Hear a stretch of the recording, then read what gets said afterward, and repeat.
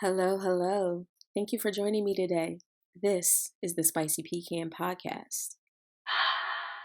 Have you ever had a dream that you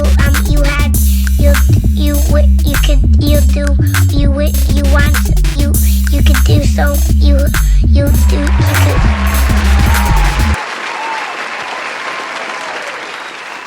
Welcome back, my people. Thank you for joining me on another episode of the Spicy Pecan Podcast. I am your resident pecan, Nina. Welcome to all the new pecans. If this is the first time you're listening to the show, welcome. I am so grateful that you are here. Make sure you take the time to like and subscribe if you're watching on YouTube right now, and leave a review, share if you are listening on the pod directories. Lots going on. This has been a cool week. The weather has been a little crappy on the East Coast. I don't know how everyone else is doing. Actually, throughout the country, it seems like it's kind of crazy. When I have glimpsed at the news, I haven't been watching the news as much. I've been kind of just checking news articles for the most part. No reason in particular, just timing, I guess. But some good stuff coming up. Who's planning on being in New York anytime soon? If you are, tag my ass. I'm planning on being in New York more than likely this weekend, next weekend, and probably a little bit in August. Bunch of stuff, really cool things happening. But feel free to tag me in anything that you think Spicy Pecan should cover. I definitely want to start doing more lives, because I think my interaction with other people is also, something that I want to highlight. I think the show does really good with interviews and things like that. So anyway, definitely planning on visiting the big city now that everything is open a lot more. Who has done Topgolf? Have you done Topgolf yet? Topgolf is actually really cool. I didn't realize they're not everywhere. It's actually pretty limited as far as the locations that they offer, apparently. But there is one in in South Jersey, Mount Laurel. Me and my family went. I'll share some pictures of that. We went. We had a great time. We actually ended up being on the bottom level, which I thought was going to be whack, but it was totally fine. It doesn't impede anything, and it doesn't make you feel like you're getting less of an experience. The only thing I would say is try to avoid a day where it's raining, because once that ball hits that fake turf grass, and it's wet, over. It's not bouncing anywhere. It's not going anywhere. So that's my excuse as to why my score sucked so bad. I definitely plan on going back though. It was cool. I liked it. You're probably looking at $50 for entry. And then, whatever you're going to eat with food. General, probably like Hooters prices, I would say. But definitely a good time. I wanted to get you guys' opinion since, we're catching up and everything. I am trying to figure out what to do with my hair. I've been doing like forward. It looks a lot better in person. You can't really see like a lot of the layers. But I don't know. I'm almost kind of considering going even shorter. Like almost like a fade. I'm going to show you a picture of Egypt Chris. She's on that Growing Up Hip Hop show, Salt's daughter, or Peppa's daughter, rather. She has this really cute fade that I've been kind of, debating back and forth. So let me know what you think. Definitely give me your opinion. It does matter. You guys see this mud. So, and I definitely, I want to change, but I want to keep my hair short. First half of my life, my hair was long. I hated it. It was annoying. My hair grows in real thick. Like even now, I got a haircut maybe like a week and a half ago, and I already, kind of need a trim again. But anyway, give me your opinion. I would love for you to, to pipe in on that. Now, I don't know how everyone has been doing in COVID as far as dating, and I'm not going to belabor this. But I just, on my heart, so I just kind of wanted to say something about it. I know that just based off of the Apple podcast numbers, Apple Pod is where the bulk of my listeners listen. So when I make decisions about the show, I'm really using Apple Analytics to make those decisions. So what I know about the show is that mostly women listen to the show. Decent amount of fellas, but mostly women are listening to the show. So I want to take this moment and talk about dating. Just for a hot second. Just a little bit. How are you guys doing dating after COVID?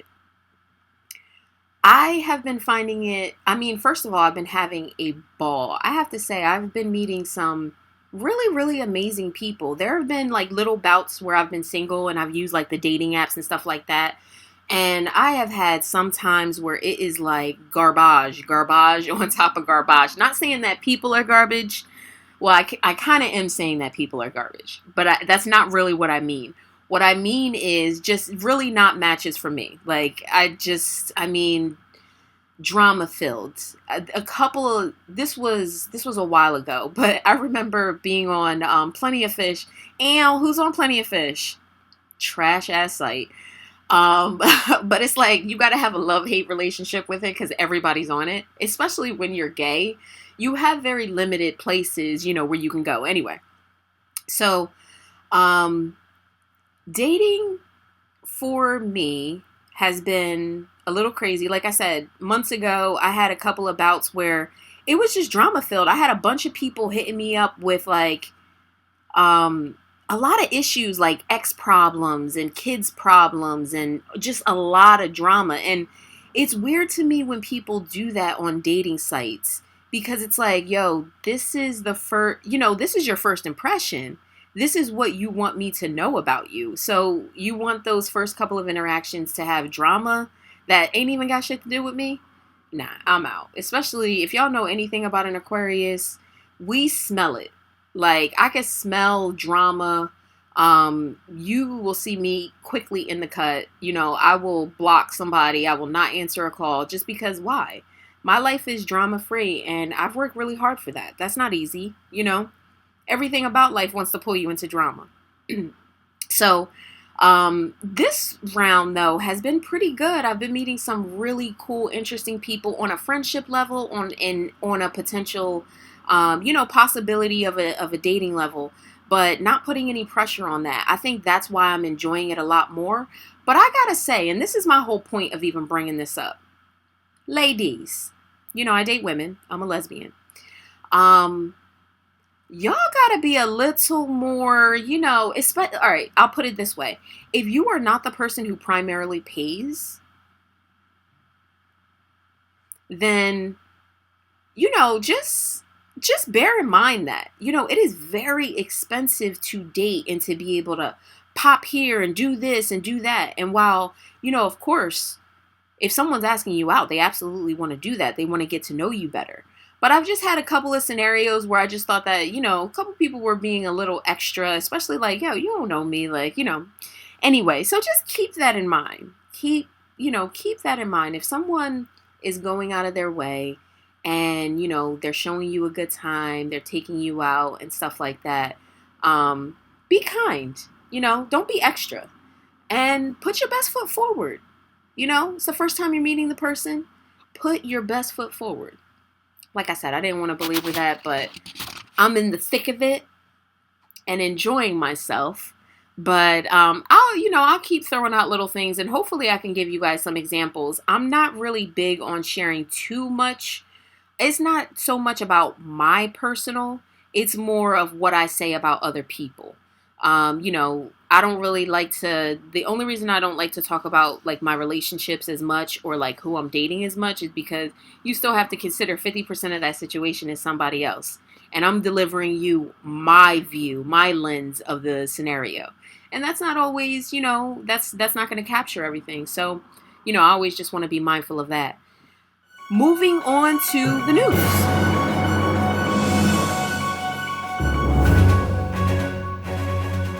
So, prayers to the families of Suzanne Douglas. Remember Parenthood with Robert Townsend? It was like a family show that was on for a couple of years. Really good show. Suzanne, and she was just recently in When They See Us. She was in When They See Us. Just really sad. 64, young, plenty of time to get into a lot of crap. 64 years old, she's left us. Prayers to her family. And also, I saw the young lady from the Grapevine show. Have you guys ever seen the Grapevine show? I used to see clips of it on Instagram, I think. And I know I've seen Aisha Faines. I never really knew her name, but her face was, I would see it often. I believe she would do red carpet events as well. Beautiful young lady. Died from unknown causes. 35 years old. 35. So prayers to her family as well. Just extremely sad. I wanted to talk a little more about Biden's infrastructure plan, just moving into deeper news. Um, I'm going to pepper in little things. You know, I like to give information because this is really the stuff that we need to know. There's no reason why we shouldn't know at least a little bit about what our government is doing. So you guys know, this is just one of the things that I'm going to be peppering in the show, giving updates, and just putting like little bugs in your ear so you kind of know what's going on. Just focusing on the public housing piece. $40 billion going into repairs and upgrades for public housing. Have you ever known anyone or have you ever experienced living in public housing? It is a different world, or at least it can be. I worked for a property management company. I worked for a property manager. I'm not going to go too much into it, but I worked for a property management company. They ran a few government subsidized properties. And basically what happens is these property management companies, sometimes they even get like crazy deals on building the property, but forget that. Let's say you have a property, right? And the government, just like Section 8, the government is going to cut you a flat rate per unit, regardless of what's going on, as long as you have someone in there. As long as you have a body in there, the government is going to cut you a specific rate, whatever the value of that property is. As a landlord, it's guaranteed money. And you're not going to find that deal anywhere else because if you're a landlord and you're dealing with regular market rate properties, you may have vacancies, you may have units that sit for, it's a part of the business, that's normal. But in government subsidized properties, there's a waiting list to get in. So these landlords are making out hand over fist. And if you've actually ever visited one of these properties, some of them are really, really nice. A lot of them, I will say, a lot of them are dilapidated, are ill-equipped, not accessible, don't have the upgrades, necessary. And you're talking about vulnerable populations, women, children, and a lot of times the elderly. So these landlords make all this money. How is it that you don't have money for repairs? You're doing better than the landlords that are dealing with the general population. Those properties are fine. Those properties are nice. The reason for it is because we all know that housing, it's the vulnerable population. So why would we care? Why do we care? I just have to make sure that you have the bare minimum. So it is good to see, and we need to follow this because like I've told you from the beginning, yes, I voted for Biden, but that don't mean that you take your eye off the ball at all. You can't trust any of these people. None of them. I don't care if they're a Democrat, Republican. I don't care who they are. As soon as you start getting a little taste of power and you're around these people that will bribe you and do all of this, it's really a cause of conscience. So a lot of people ain't going to make it through unscathed. So we keep our eyes on them. But the cool thing about when I was looking at this package or whatever, specifically the housing piece, Marcia Fudge is our new Secretary of Housing and Urban Development. This is what she said about this program. If you don't have a stable home, you don't have any stability in your life. So it is a foundation upon which we live. That gave me hope because at least she's talking some damn sense. Do you remember the former housing secretary? This guy, Ben Carson. Remember that idiot? Let me give you a reminder of the type of stuff he would say. People are not stupid. People are not as stupid as the media says. Many of them are okay, but I'm talking about overall. That was the person that was in charge of housing and urban development. I couldn't stand him at all. But I just wanted to give you guys a little tidbit of what's happening as far as that plan that Biden is, pushing. Like I said, he's going to go all across the country. He needs our support to make this happen, and I am all for it. We need to be competitive with other countries. Our roads are falling apart. Our bridges are falling apart. We used to be world leaders, and we're just not. We're not at all in so many ways. Other countries are flying past us mathematically, scientifically, just innovatively, electronically. You go to these different countries, the cell phones and things that we have, electronics, they're old school compared to what's in like Japan and Tokyo. So we really need to step it up. So hopefully we see this plan pass. But sticking with Biden, y'all know I love my girl, Miss Maxine Waters. Auntie Maxine Waters. Biden wants Maxine Waters to run for Senate. Maxine Waters has been a congresswoman in California since 92, baby. 92. And she is tough as nails. I love her. She is 83 years old. She don't play at all. She is America's auntie. And she always speaks the truth. But the amazing thing, she's done so many incredible things with her career. And at some point, I probably should do like a rundown of her and a few other pivotal women, just so that we know like the real ins and outs of their background. We need to celebrate these women. But last month, Waters announced new legislation that intends to provide a significant boost to exonerated individuals. So basically, people who have been imprisoned falsely, basically convicted unjustly, they were innocent. When they get exonerated, she has this bill where they can get more money when they sue. Can you imagine someone taking your life and then for the government to say, oh yeah, we're at fault. We totally screwed up, ruined your life, can never give you that back, but you can only sue us for this amount. Mother F, what? What? There should be no cap. There should be real vengeance. Like, can you imagine somebody just plucking you off the street and locking you down and saying you did all this stuff you didn't do? And then you have to prove that you're innocent. How the hell do you prove you're innocent when you just didn't do anything? You're not going to have any evidence that you're innocent. Well, technically you can. But do you remember the Adnan Syed case in Baltimore where he had been convicted and then they finally, so many of these cases, and the people always say, how am I supposed to prove that I didn't do it? I didn't do it. Anyway, this is what Maxine said. While my legislation takes an important step forward, let me be clear that no amount of money could ever be enough to make up for the time and opportunity stolen from exonerees. Absolutely true. The Justice for Exonerees Act legislation, if passed, would increase the maximum amount of money awarded to exonerees by 40%. So this is a significant financial boost for people who have just had their entire lives robbed from them.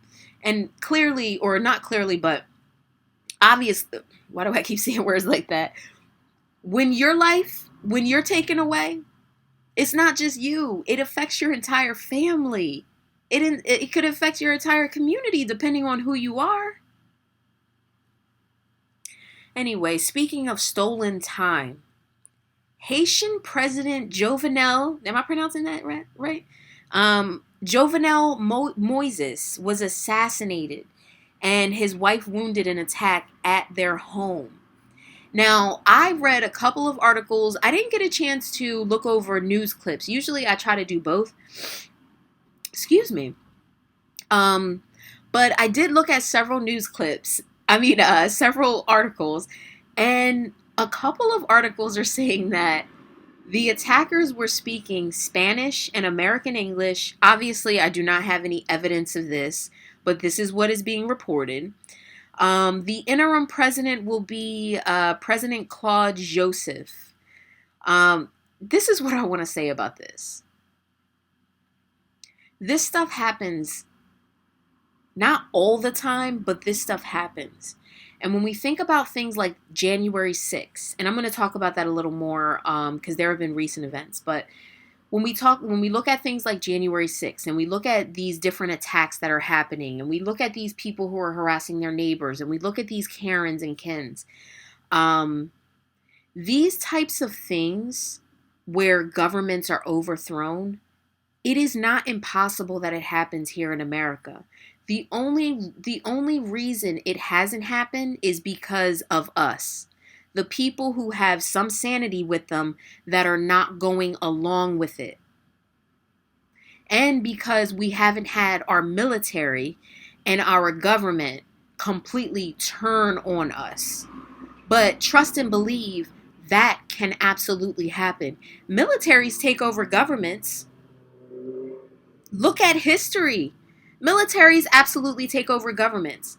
Given a little more time, you can't see the possibility of Trump just saying, you know what? Like Putin, I'm not leaving.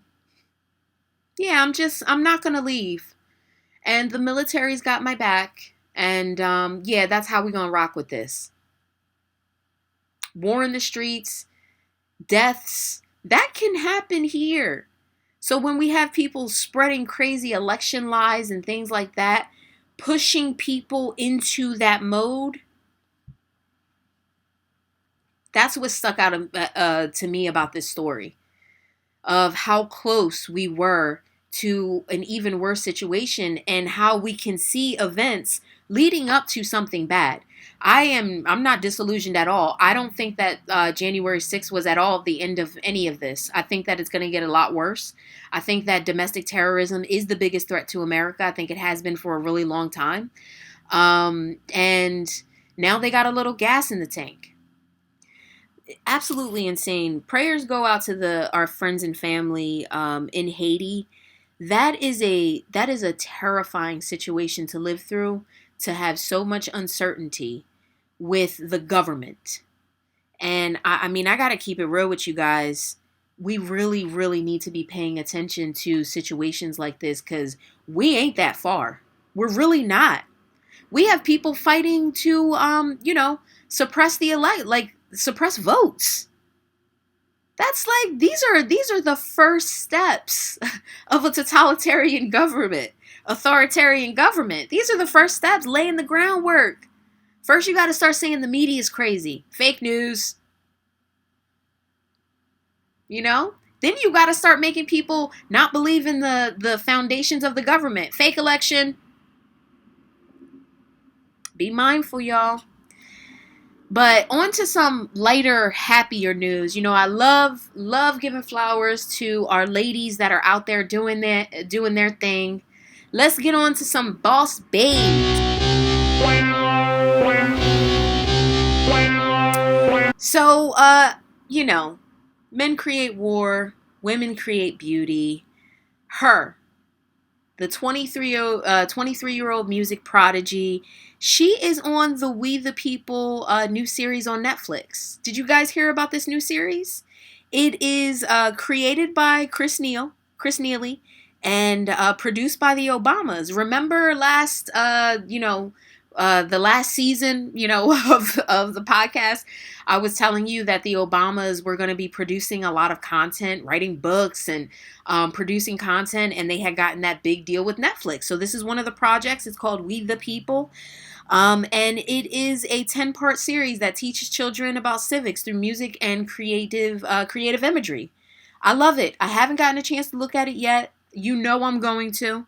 The episode that her is on is called Active Citizen episode. I just love her. 23 years old. I constantly forget how young she is and how much she has achieved. My lips are dry as hell. This is one of the reasons I do not like filming sometimes, because I have to sit here and worry about what I look like. I feel like the dimples just saved me a little bit, but all right. Next on Boss Babes, and we love her. I don't talk about her a lot, but she's a spicy damn pecan, and we knows it. Naomi Osaka, she has a documentary coming out on Netflix July 16th. It is called Playing by Her Own Rules. Let's check out the promo. No one really knows all the sacrifices that you make just to be good. Before I won US Open, so many people told my dad that I would never be anything. Growing up, all I was thinking is I want my mom to be happy. I want her to stop working. She would work overtime. She would sleep in her car. My dad's always been proud of where he comes from. Whenever I'm in hard situations, he's always told me my ancestors were on the ship for 40 days. I use that as strength. For so long, I've tied winning to my worth as a person. To anyone that would know me, they know me for being a tennis player. So what am I if I'm not a good tennis player?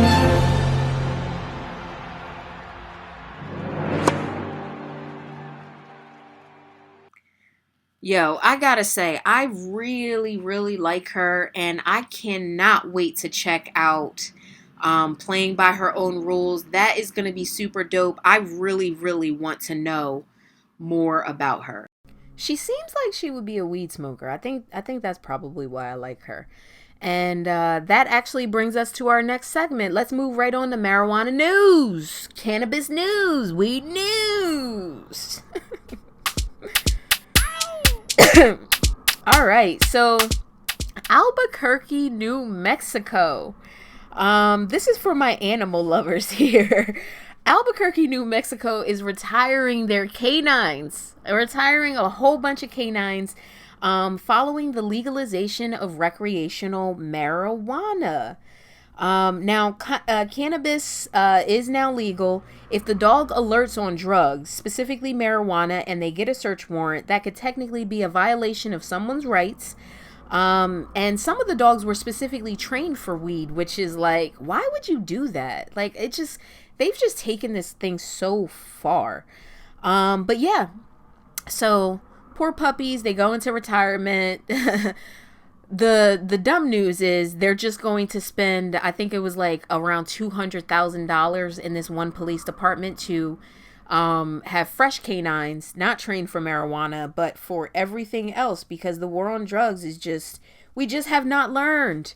We have not learned that the way that we go about criminalizing people for utilizing drugs only makes the situation worse, forces it deeper into the underground, makes it more illicit, more shameful, keeping people in this cycle of abusing and using drugs, and obviously creating massive income for a lot of people who are capitalizing on the pain and suffering of others.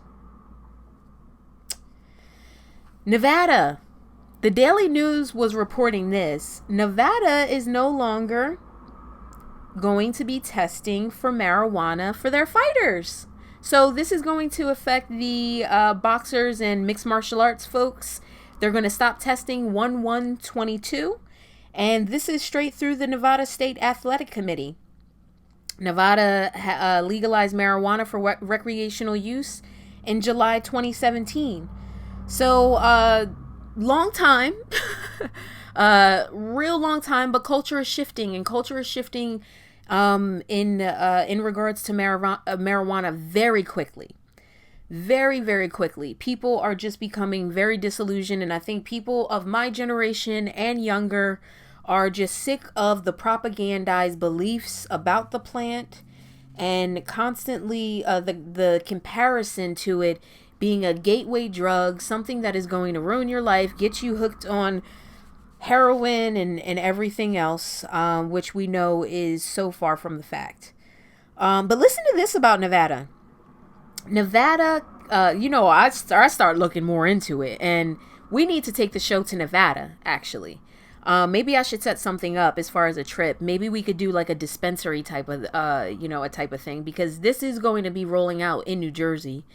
And the more business ideas we can get, the better, because, like I've said in past episodes, if you can get yourself remotely close to this industry, you're looking at a lot of money. This is a $1 billion industry, and New Jersey is just opening up their doors. So kick your foot in that hoe. Cannabis Compliance Board was given power to license and regulate lounges where cannabis is consumed. And that was one of the businesses that I always wanted to get in. I wanted to have a hookah style bar with weed, you know, and people come out and they show you the quality, just like if you were ordering tea at a nice restaurant. They come out with a nice box. They ask you what you like. You get it rolled up for you, or you get it in a hookah situation or a vape situation, and, you know, some drinks, maybe a little food. That sounds like a good night out to me. Some live music. So yeah, we'll keep up to date with any marijuana news. If you know of any cool business, you know of a vendor, someone who is going to be opening something up or doing something within that industry, hit up the show. Let me know. spicypecanpodcast@gmail.com. And I am on IG and Facebook at Spicy Pecan Podcast. And, you know, feel free. Some of you guys do, but feel free anytime. Send me a message. Tell me you like the show. Tell me you hate the show. Why? Why do you hate the show? Let's talk about it. Help me make the show better. So I am premiering a brand new segment, and it is called Show You White.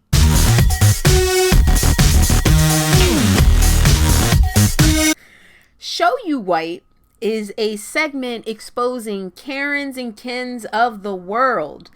Our very first story comes right here, not even a half hour away from where I sit.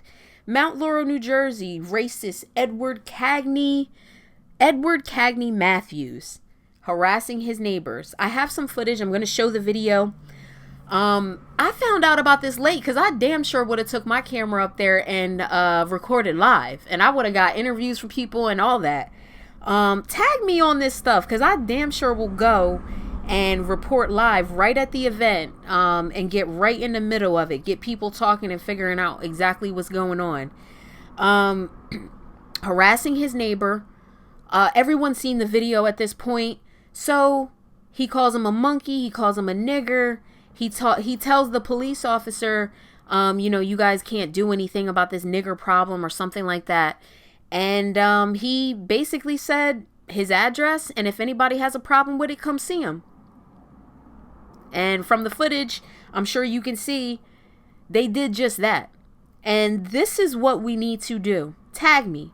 But this is what we need to do as a people, as a community. And there were all types of people out there, white, black, everybody. Everybody was out there. That's what I'm talking about.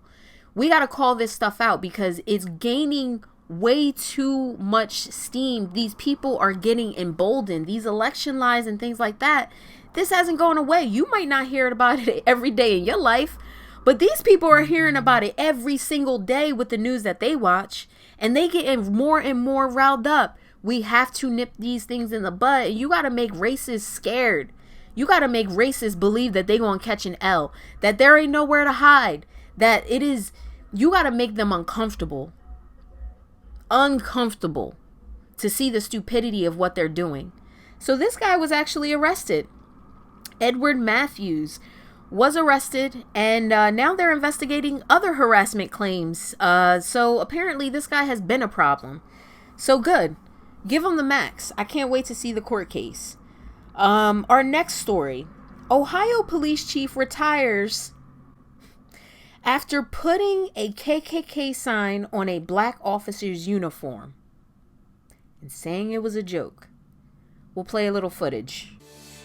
An Ohio police chief lost his job after placing a KKK sign on a black officer's raincoat on surveillance camera. Chief Anthony Campo of the Sheriff Lynn Lake Police Department put the note on the raincoat set aside for the officer just before he entered the room. The note read, Ku Klux Klan, the name of the nation's most notorious white supremacy group.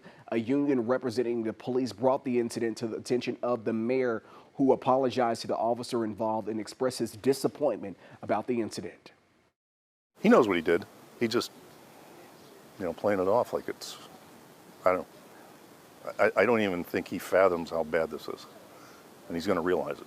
So, and shame on him. And you know what? I hope he gets whatever he deserves.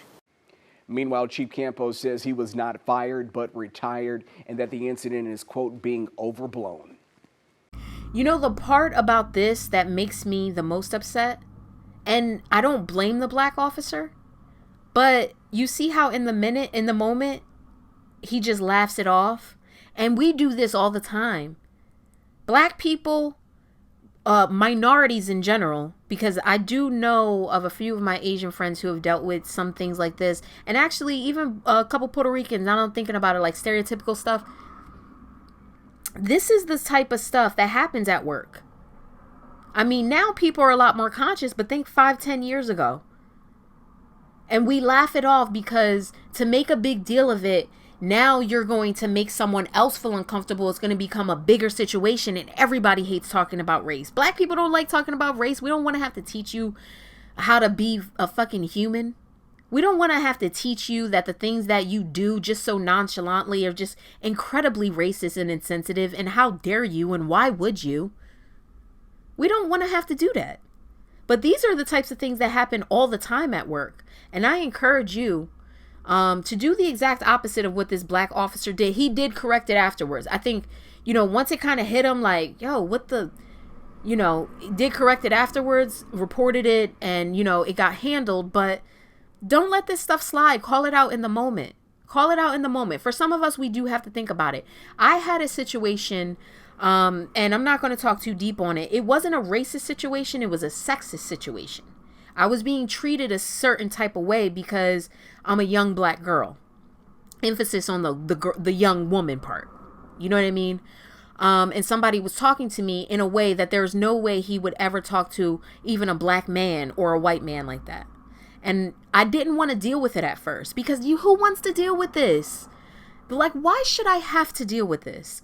But, a couple people kicked it to me and we're just like, no, no, we cannot let stuff like this stand. And you're not doing that person any favors. And yeah, sometimes we do feel bad when we make white people uncomfortable. Yes, sometimes we do. I don't know why. I guess it's just so conditioned in us. We are just like, oh, well, so-and-so's not that bad of a person. And so it's not about being a terrible person. It's about being an ignorant person. I'm not saying everybody's evil. I'm not even saying everybody who's racist is evil. They're ignorant to the point of where it starts to get evil. But anyway, that story, that kind of hit me a little bit, but this one really pissed me off. And I'm going to leave the link so that you can actually see the article. So, I'm reading this article that comes out, it's from Livingston Daily Reporter. And Livingston Daily is the newspaper. The reporter who wrote the article, her name is Kayla Doherty.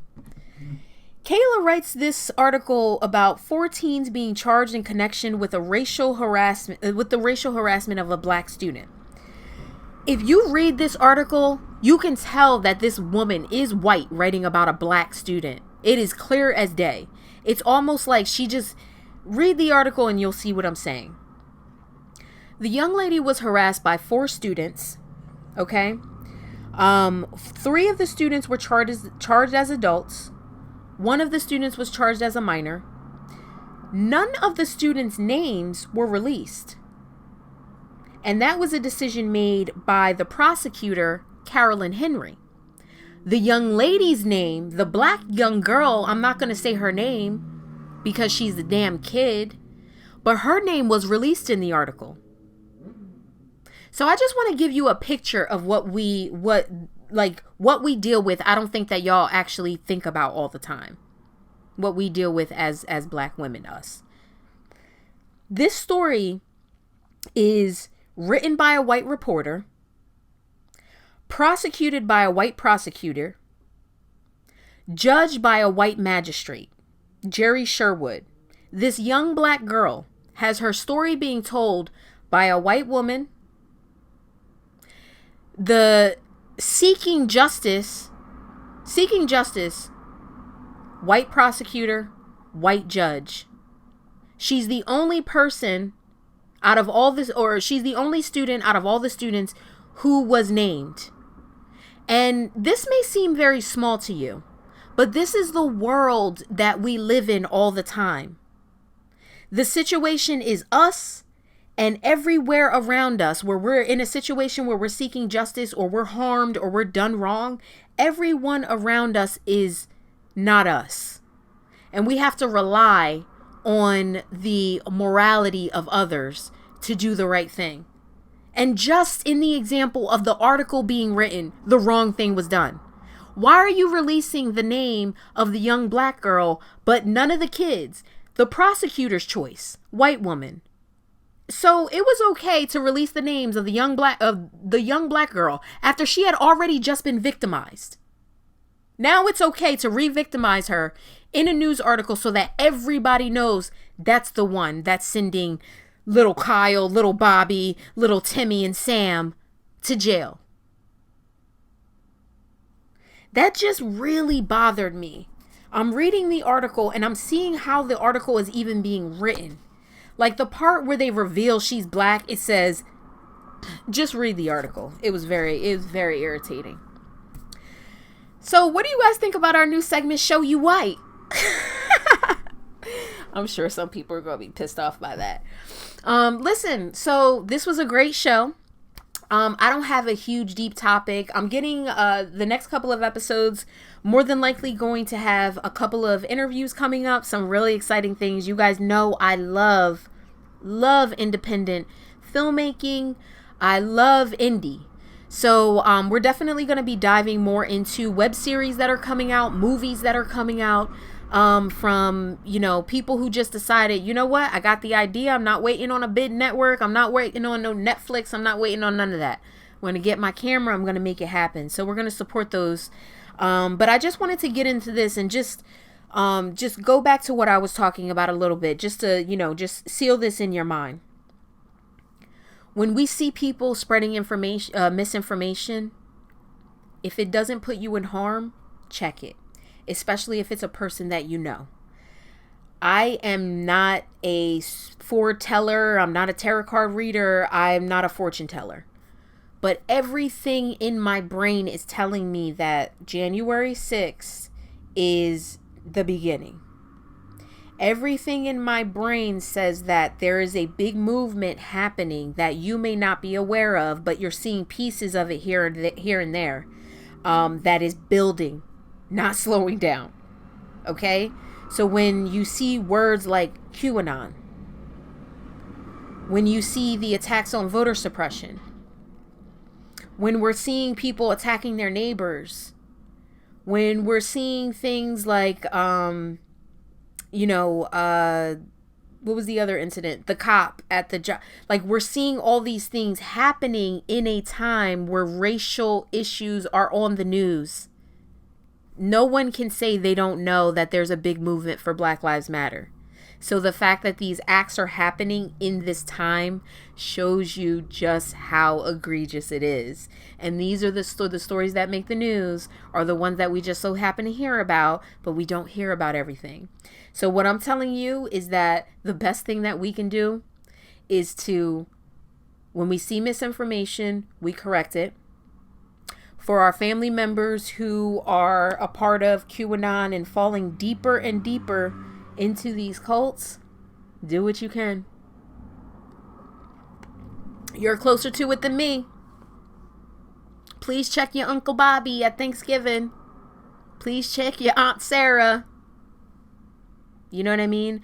But I can't even really say that because we have people in my family who just support the craziest things and believe in the craziest things. And the sickest part about it is they tie it to God and the Bible. It's one of the saddest things that I've ever seen. It's worse than the whitewashing of Jesus. But there were attacks in Philadelphia on January 3rd. And it just re-emphasized what, my thinking about this. So if I leave you guys with anything, it's just to be mindful, be aware.